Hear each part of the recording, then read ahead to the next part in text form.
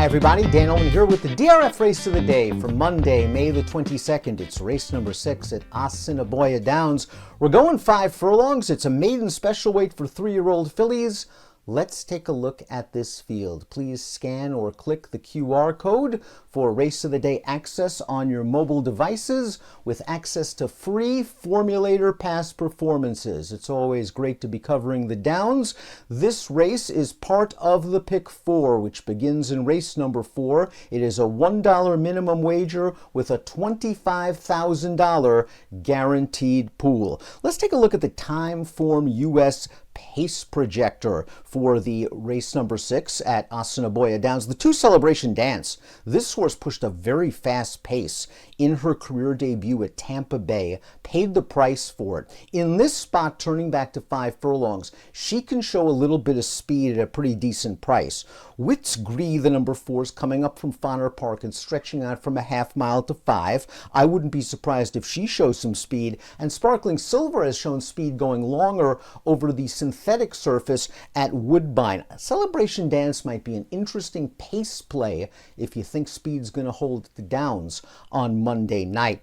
Let's start things off with the 1. Both the 1 and the 2, Ashes to Ashes and Celebration Dance, were purchased by trainer Shelley Brown at public auction over the winter for $10,000. Both got their education at Tampa Bay. Ashes to Ashes raced twice without much success at the $16,000 maiden claiming level, is going to get a chance here against maiden special weights, and why not? The competition is likely a little bit easier, and maybe this sharper distance will work against her. Now, she didn't break well in her career debut, and I'm concerned about her from the inside post that if she doesn't get off to the best start, she could be really in trouble and be outpaced because she just hasn't shown that sharp speed thus far in her career. Of the 2 Shelley Brown trained horses drawn towards the inside, Ashes to Ashes is the one I want to take a wait and see approach with. Now, the 2 Celebration Dance we talked about, she pressed a 22-1 opening quarter mile, was about 2 lengths off that pace, then she tired badly. I think you should probably give her a mulligan for that race, especially considering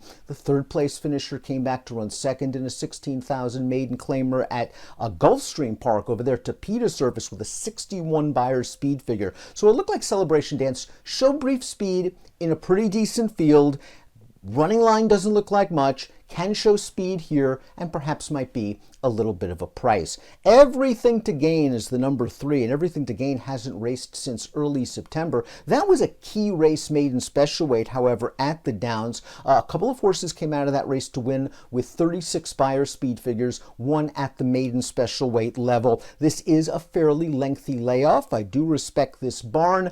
This is a horse that, to me, while she's shown a little bit of speed, I'm not sure it's the kind of speed that she's going to see tonight. So she's another one. I'm going to take a little bit of caution off of the layoff. Wits Gree is the number 4. This is a horse that's run at Fonner Park in her last couple of races. Now, she was beaten at odds on last time out. She was battling it out for the early lead that day before tiring. The runner-up came back to run 3rd at Fonner in a maiden special weight with a 23 Beyer speed figure. She does have speed. That might be her greatest asset right now. And if she can get to the front and get a little bit of a breather, perhaps she can be right there at the end. Sparkling Silver is very interesting because she's run against good competition at Woodbine, but on a completely different surface. She is a full sibling to a winner on dirt, and the 3rd place horse from her most recent race, a 7 furlong maiden claimer at Woodbine, came back to win at that level for the waiver with a 63 Beyer speed figure. So obviously Sparkling Silver has faced some decent horses. 4 starts for Sparkling Silver, speed in all those races, not much stamina.